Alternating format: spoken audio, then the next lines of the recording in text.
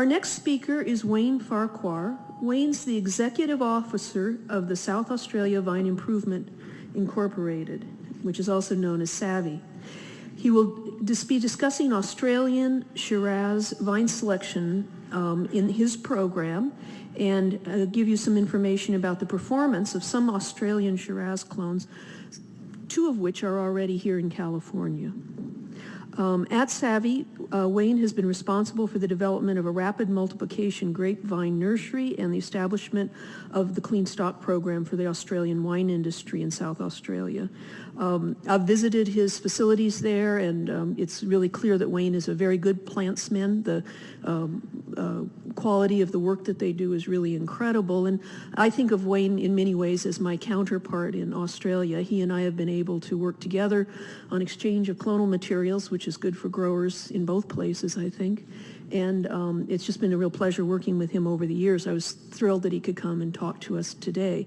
I would say the one area in which his career path is different from mine a great deal is he's also a winemaker and is doing a lot of clonal evaluation himself through wine quality. And so I'm pleased that we can hear about that today. Let's welcome Wayne.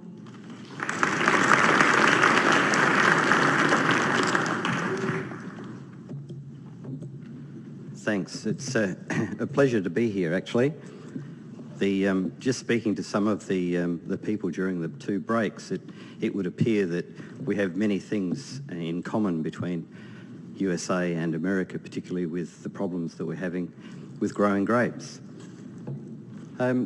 My talk is simply going to be about Shiraz and the program that we have in Australia. In your handouts, you would have received some work that we did a couple of years ago, and I believe that just recently you would have received the handout from the presentation that I'm going to give.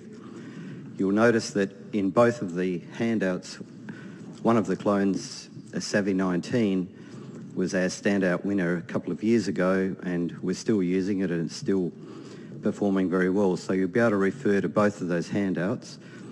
In this presentation, I'll be talking about Savii 17, which is one of our new ones.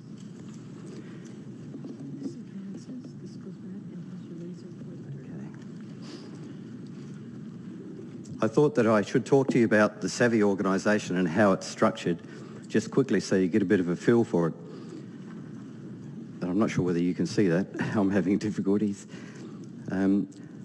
Basically, in South Australia, back in the 50s, 1950s, vine improvement groups were established in each of the regions. And the reason for that was simply that the growers were trying to improve their viticulture, improve their profitability. And over the years, those groups spread throughout all of the regions, and in the 80s, they formed Savii. Savii at that time developed a variety assessment fund and was subsidising the government researchers to do work in clonal evaluation. Over the years, Savii has grown, and we now have a structure that is a bit of everything. It's probably similar to FPS, where we hold clean stock collections, we do virus elimination, but we also do regional trials, we do clonal evaluation, we do imports and exports. We have a clean stock collection, which is isolated from the major wine growing regions, where we run our Australian Grapevine Elite Planting Service. From that, we have a nursery. That nursery is principally responsible for developing what we call our G1 material, which is used for what I think you call here is extension rows, which the nursery people use. Because what happens in South Australia, or in Australia, we have a system where these regions, they grow all of the extension rows, and they sell that product to the nursery industry. And it's through a voluntary funding scheme here that I'm able to survive. Because we're a non-government organisation, we don't receive any legislative levies through the government legislation that the wine industry has in Australia. It's purely a voluntary organisation, but it's an organisation of growers. We also have a unique system in Australia where we have the Vine Industry Nursery Association, who works quite closely with us because they audit all of these extension rows, or extension blocks, mother blocks as we call them, and that certified product that we deliver is then used by the nurseries and sold to the end users. Okay, just a brief history of Shiraz in Australia. There are many documents showing a range of dates that supposedly the first people brought material into Australia. One of them is the Australian Agricultural Company that were bringing varieties into the country in 1825. James Busby was also brought a collection into the Sydney Botanical Gardens at around the same time.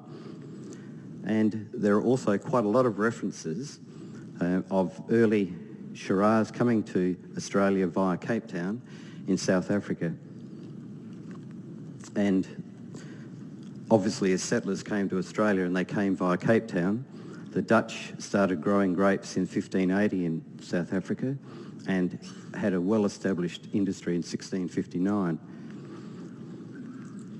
The earliest plantings of Shiraz that are recorded in Australia are on George Wyndham's property, where in 1828 he took 600 cuttings from James Busby's collection and planted on his property in the Hunter Valley.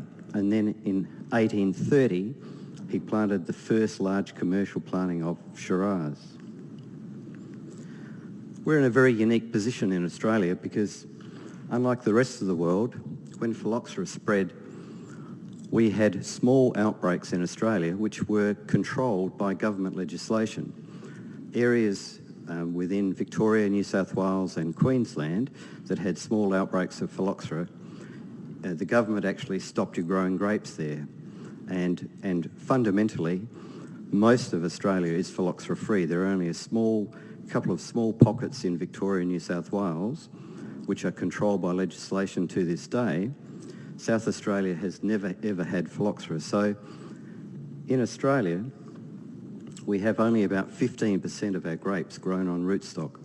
All the rest are still growing on own roots. And the rootstocks that are used are predominantly used for nematode resistance rather than phylloxera resistance. So effectively, Australia is the last stronghold of hundreds of years of European clonal selection, which still exists on own roots. Now this gives us I believe it gives us a unique genetic advantage. These vineyards that are between 100 and 170 years old enable us to seek out natural genetic variability. The largest proportion of these old vineyards are made up of Shiraz, Mourvedre, Grenache, Semillon, Cabernet Sauvignon, Riesling, and to a lesser degree, there are other cultivars.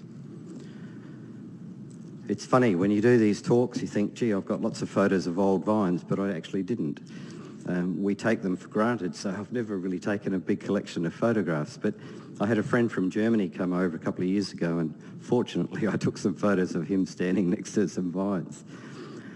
This is a 140-year-old Shiraz, very typical of some of our old Shiraz blocks. 135-year-old Cabernet Sauvignon growing in the Barossa Valley.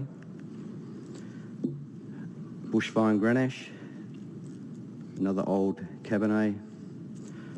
Bushvine Grenache and Bushvine Mourvedre are very, very common throughout Australia. One of the first plantings of Shiraz in the Coonawarra, 1896. Unfortunately, these vines over the years have been trained onto wire, but originally they would have been just standing as bush vines. And some Cabernet Sauvignon Langhorne Creek. So I guess we're fairly lucky because there's no shortages at this stage of old block vineyards to work with. Although, having said that, we lost a lot during the vine pool, particularly in the 70s. A lot of the Shiraz, which Shiraz was not a popular variety back in the 70s, and a lot were pulled out, but there's still more than enough for us to work with. I'd just like to go through our selection program, our clonal selection program. In the National Register, that was published in 2000, there's 33 Shiraz clonal selections in that register. And the earliest listed clonal selection work was carried out in Griffith, New South Wales in 1961 with 3 selections. Now, principally, we've never really had to worry about selecting Shiraz clones because we had so much old material that winemakers were making fantastic wine from. There was really no need. However, back in the largest selection work of Shiraz was actually conducted in Europe, in South Australia, in the Barossa Valley. And that selection work was done in 1970, and that was a result of an old manure trial in the 1940s. A large NPK trial, or manure trial as they were called in those days, was set up, and they used Shiraz as the vine for the trial. And so the person who set the trial up at the time just simply took cuttings from a whole range of Shiraz vineyards in the region, and then in the 70s a researcher thought, gee, we better have a look at this, and so a few selections were made. And of the 2,600 vines that were planted there, they went through and chose some based on yield, because just like your selections, they were predominantly on yield. They gave them numbers, and the clonal name was actually the number of the vine. So they started in one corner and it was vine 1, and they went up to 2,600. So, for instance, 1654 is a very common Shiraz clone in Australia. Well, it was vine number 1654. And so were all of these, 1127, 26, 26, 712, 1125, 14, 13, etc., etc. So that's where they all came from. They all came from one vineyard, one trial, and I think there's a lot of similarity between all of them, because in our work we can't really top 1654. They're all very similar, and I suspect that was probably because they were all taken from one vineyard. So their genetic variability was actually quite small.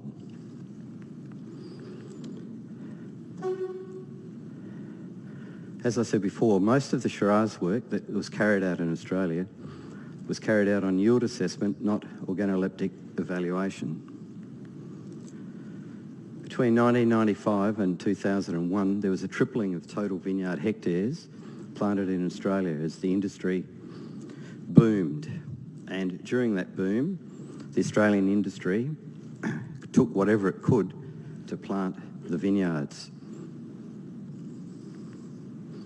And as a general rule, the people that actually did take clones were taking clones that were selected in the 60s and 70s. Up until about 2001, pretty much every berry that was produced in Australia was sold. And then everything started to fall off the rails.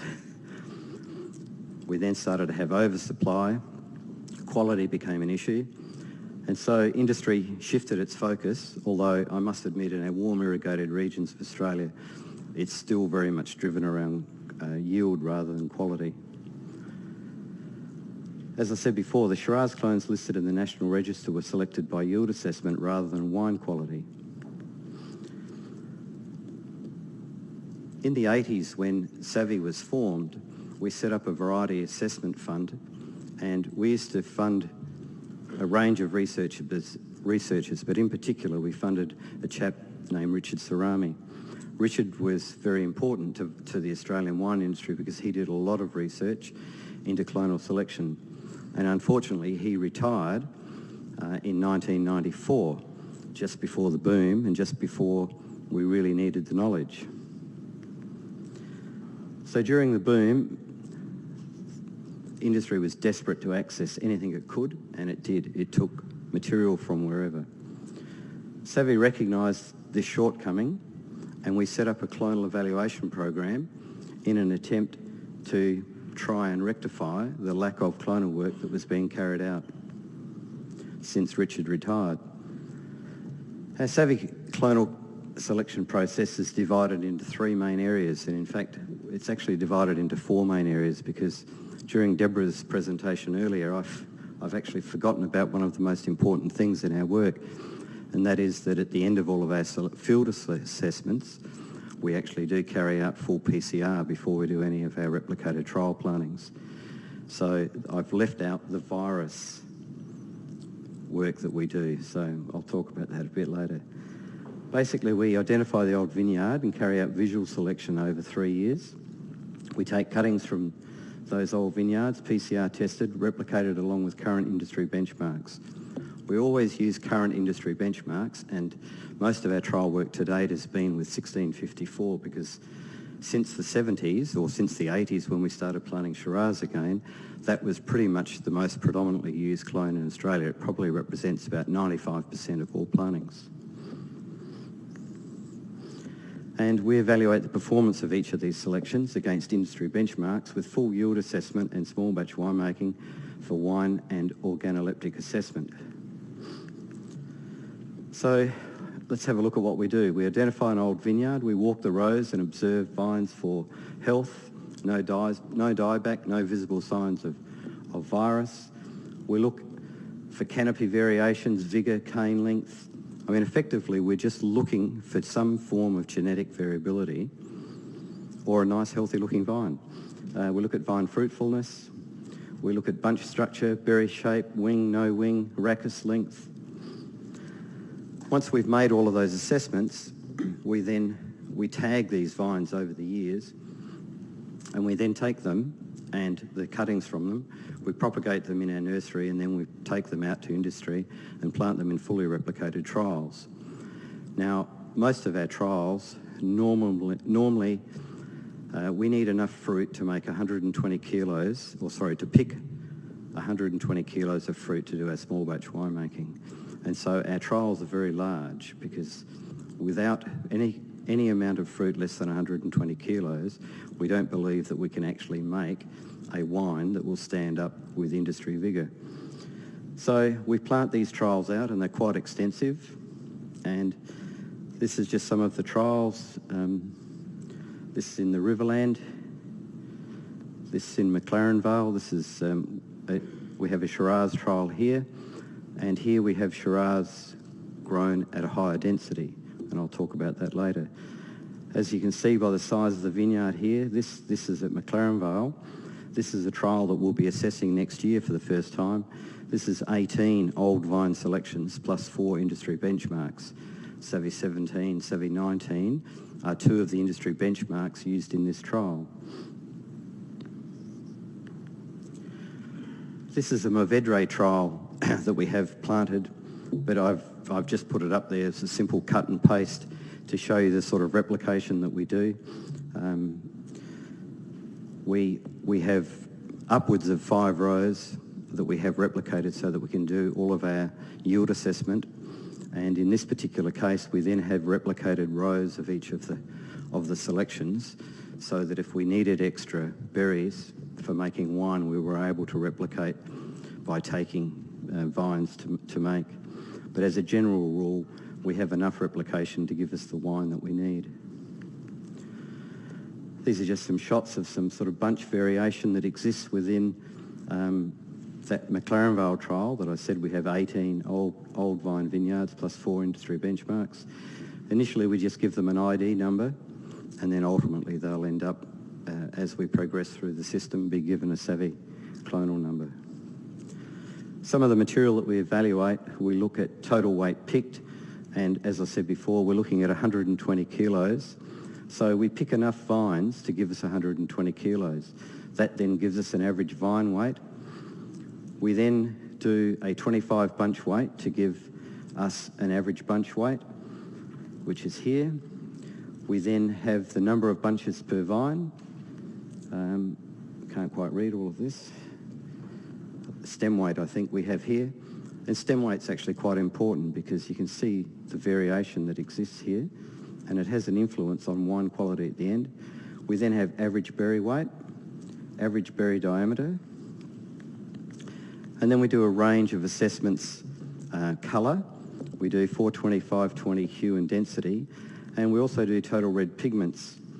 Total red pigments we do primarily so that it enables me to check that all of this work here has been done correctly, but it's a good indicator. We often, particularly with some rootstocks, we find that they have a high yellow-brown content and not necessarily a red content. So So it gets picked up here because this is dealing only in the red pigments.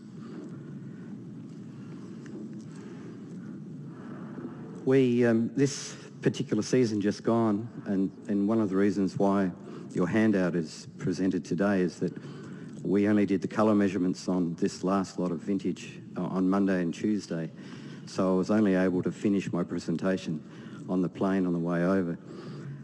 We had a look at these 4 clones: Shiraz 1654, Savii 13, Savii 17 and Savii 19.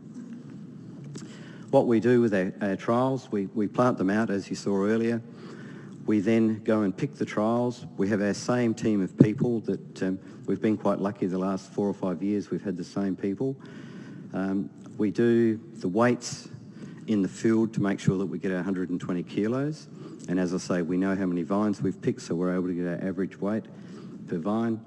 We then take them back to our headquarters, and poor Gail has to sit there and do 25 bunches and on all the other berry assessments. We were fairly lucky to get Gail. She used to work for Primary Industries and help many of the professors at the time get their doctorates with all of her field work. So she has about 18 years experience, so very valuable team member. We then make the wine. We do small batch winemaking, and I'd just like to talk about our winemaking because all of the work we do would be totally irrelevant if we didn't have an industry accepted winemaking procedure. Small batch winemaking is a major problem when you're trying to assess something. Over the years, there have been many groups within Australia who've done small batch winemaking, and as a general rule, you have to wade through the wine faults in order to try and identify any clonal variation, and it's impossible. You cannot make wine, particularly red wine, in small quantities, and so we experimented for many years with a process until we came up with something that gave us a cap temperature. It gave us anthocyanin extraction, tannin extraction, so we were able to replicate year in, year out what would normally occur in a commercial winery. Now, whilst our total scores were not what you would get in a commercial winery with a 10-tonne batch, our ranking was exactly what you would get in a commercial winery. And it's the ranking that's so important. If we're going to go to industry and say, this is good, then industry must be able to also see that it's good when they do the 10-tonne batch. So it took us a while to get our winemaking right, but we now have it. As I said, we do 120 kilos of fruit. We've designed this little fermenter. We have a heading board which goes in to the fermenter. 4 stainless steel bars hold it in place. You can see one here where the ferment's almost finished. The heading board's taken off twice a day and hand plunged, and then at the end of ferment they're just wrapped in plastic, and then once they've been given 3 days at 0 BOME, they are then pressed off. We then press them off and we put them into 54-litre demijohns. Everything has been designed so that we lose some wine at every process, so that we have no allergens. So we start off with 120 kilos of fruit, and we end up only bottling 34 litres of wine. So we discard some along the way as we keep moving down in vessel size, so that ullage doesn't become an issue for us. They go through malo in these demijohns. Then they're pressed off, go through malo. We have a laboratory where we do all the malo, colour analysis, sugars for the whites. We do all of the analysis in-house. We send out only at the end for the final chemical analysis and alcohol of the wine. They're the only 2 processes that we don't do in-house. Once we finish making the wines, we take them out to industry and allow industry to evaluate them. We don't write descriptors of wine because, as you would know, if you grow a Shiraz grape in different environments, the wine's going to be different even though it's the same clone. So it's fraught with danger to actually write descriptors. So we take it out. We try and obviously make the wine from the Shiraz grapes in different regions so that each region is able to evaluate the performance of, or see the performance of their clones in their regions. But we take it out to the winemakers to let the winemakers choose, and they ultimately give us the direction so that we're able to plant the extension rows and make the material available. And these are just some of the tastings in some of the regions. I heard Chester Osborne's name mentioned earlier today. Hill of Grace was mentioned. That's Stephen Henschke there and Prue Henschke. So the people who are movers and groovers in the Australian wine industry very much get behind this program. Let's have a look at these 4 clones now and just give you a more precise breakdown of their performance.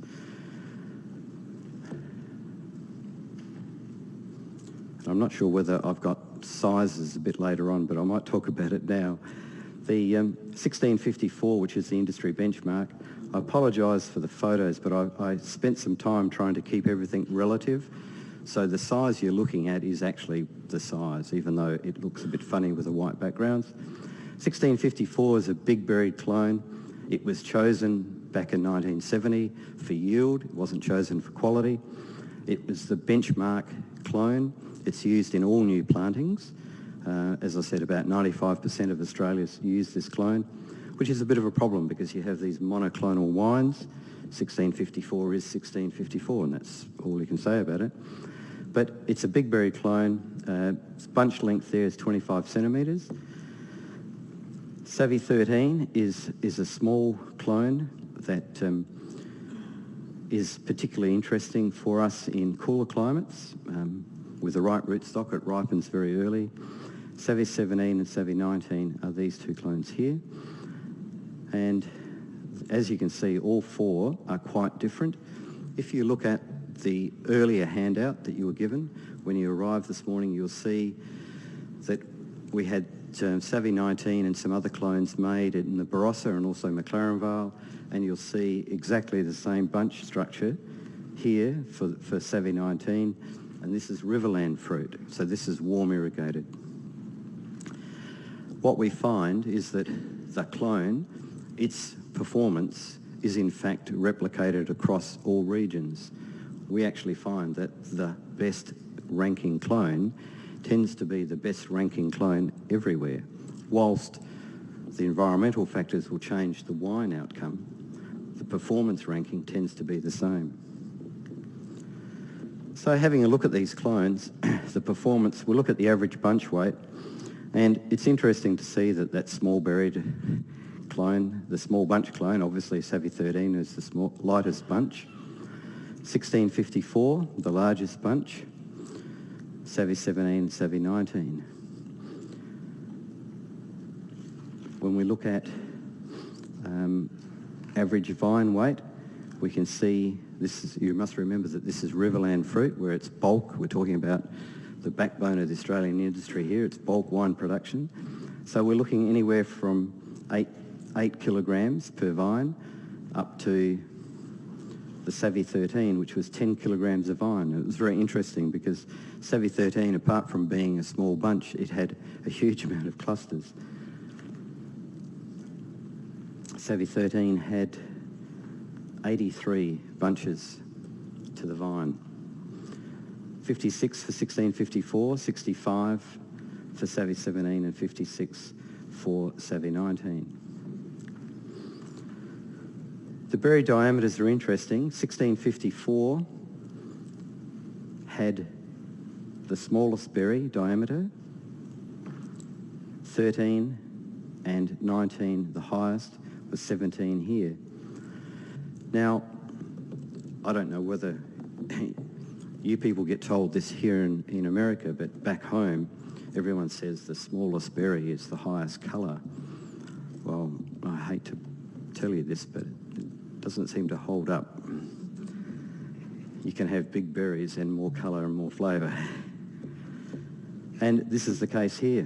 Whoops, we'll just go back one. As you can see with the colour measurements here, and this is total, on the bottom line here, I've got total colour density. So this is 425-20 combined, and up here are the red pigments. So as I said, we do the two because it's a double check. In all of our measurements, we do two measurements anyhow. Everything we replicate twice.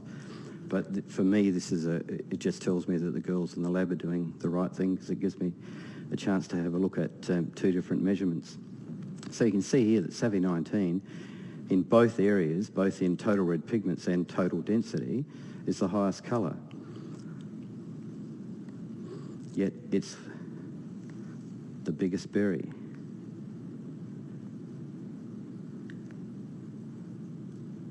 So over the last 4 years of our work, Savii 19 has consistently been ranked by all the winemakers at tastings as being the most preferred. And Savii 17 has been up there.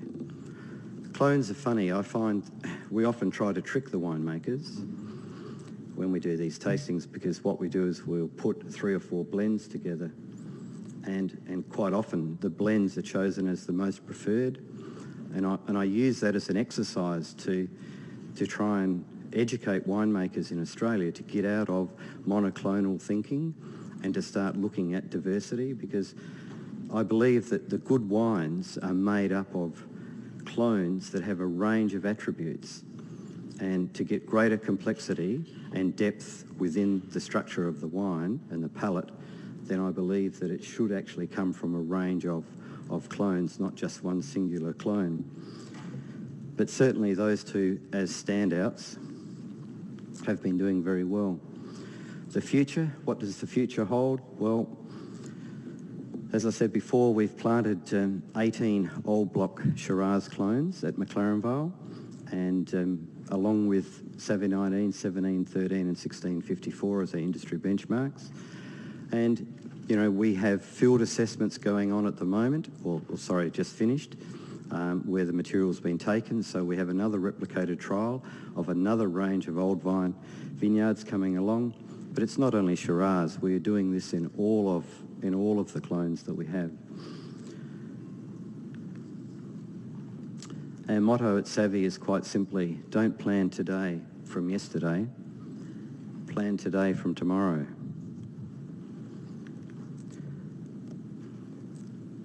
I'd like to share with you some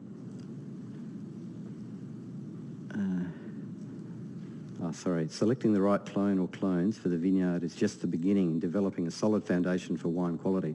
I'd like to share with you some other improvements that we do. 2 other areas that we've been doing trial work in that influence wine quality, because at the end of the day, that's what we're all interested in, isn't it? Wine quality, that's what sells the product. So rootstock selection and vine density are just 2 of a numerous viticultural areas that we've been doing some work in. And we have many rootstock trials underway throughout Australia in diverse regions with different stocks, different cultivars. There's that word cultivar. I would like to share with you some of the recent data from our warm irrigated Riverland region trials. Here we have 2 years of winemaking on 5 rootstocks of one clone, big berried clone of Shiraz called BVRC12. What's interesting is that in both years, 204 and 205, we found that we had a typical bunch structure by this rootstock, Richter 110, yet on this side, remembering that this is all the same clone, on this side, 204, 205, we had near typical bunch structure from Ruggieri 140. Now, what's interesting, of course, is that the colours, the wine tastes, flavours, are all different because the rootstock plays an important role as well as the clone. It's not just clones. Clone's the beginning, but it's then a matter of getting the rootstock right. And if you have a look at berry weights, you'll see that good old Salt Creek, we call it Ramsey in Australia. Salt Creek, biggest berry. It's interesting, this trial was a minimally pruned vineyard. It was producing 22 kilos of fruit per vine. We're talking about 10 tonne minimum, up to 15 tonne to the acre. In the second year, the Salt Creek, for some reason or other, had the smallest berry.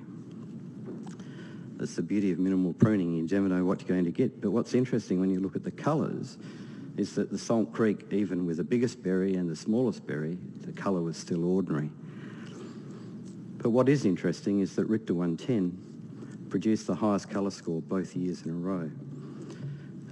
Clearly it was, well, it's nearly 100% higher colour than the others, and I can assure you that the flavour and depth of palate was immensely superior to all of the other rootstocks used in the trial. pH and acid, these were interesting as well, because we found that in Richter, contrary to the information that we heard earlier, we were getting low pHs in the Riverland, and we were getting high acids with Richter 110. So clearly the choice of rootstock as well as the clone combination are absolutely critical to your finished wine quality. Then I heard potassium mentioned earlier. Potassium, as you probably know, has a huge impact on post-ferment pH shift. Oxidises very rapidly if you have high potassium in the wine. So it's really important to have a look at potassium level. It's one of the chemicals that we measure for. We do a whole range. But it's interesting that in both years, Richter 110 was also the lowest potassium level. It's interesting stuff. It's just the beginning of a lot of work that we're doing. The other one is density. This is extremely interesting. And I've actually seen some high-density plantings here in USA. I saw some Merlot planted in the Napa at about 1.5 metre row by about 80 centimetres, I think. But what's interesting with vine density, this is some trial work that we had in the Riverland. ND, normal density, 2 metre vine spacing. HD, high density, 1 metre vine spacing. This is Professor Leonardo Valenti, Professor of Viticulture of Milan University.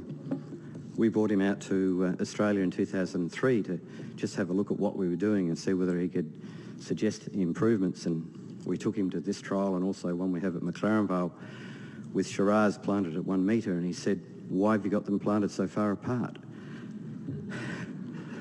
So I said, "It's Australia, mate. We have to just go slowly." So having a look at these as wines, it's really interesting. The average berry weight is pretty much the same. The average berry diameter was pretty much the same, except that in the high density planting, it was a bigger berry. Obviously, vine weight is down because there's 2 of them rather than 1. But what's interesting, if you multiply that by 2, it's greater than that. It's actually up here. So here we have average berry diameter higher, vine weight higher, and oh, lo and behold, that colour's higher too. Isn't that amazing?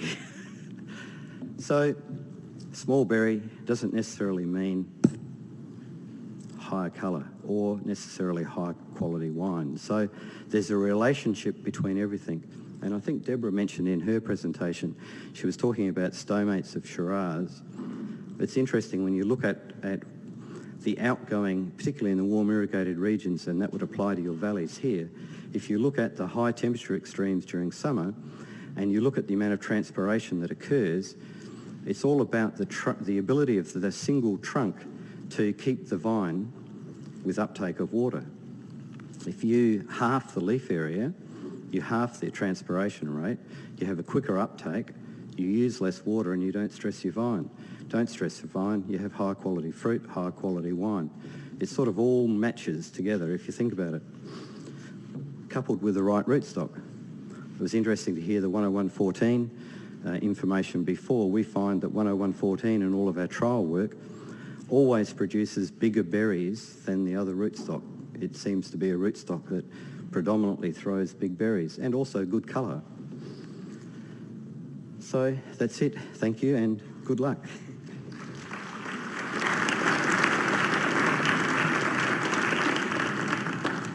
We do have time for Wayne to take a couple questions.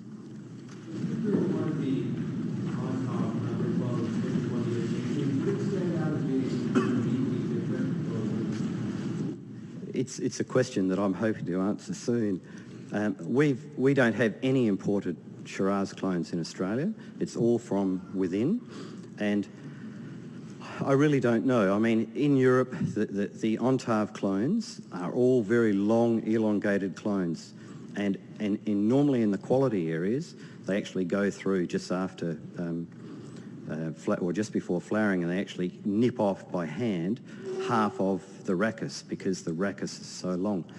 Whereas ours don't have that length of rachis. So I'm not sure. It's an interesting question, and I'm sure that those long rachises have ultimately come about from rootstock intervention over 100 years that they've been grown on rootstock. I think that's where there's a genetic variability coming about from Shiraz in Europe on rootstock versus Shiraz on own roots. Let's all think, Wayne.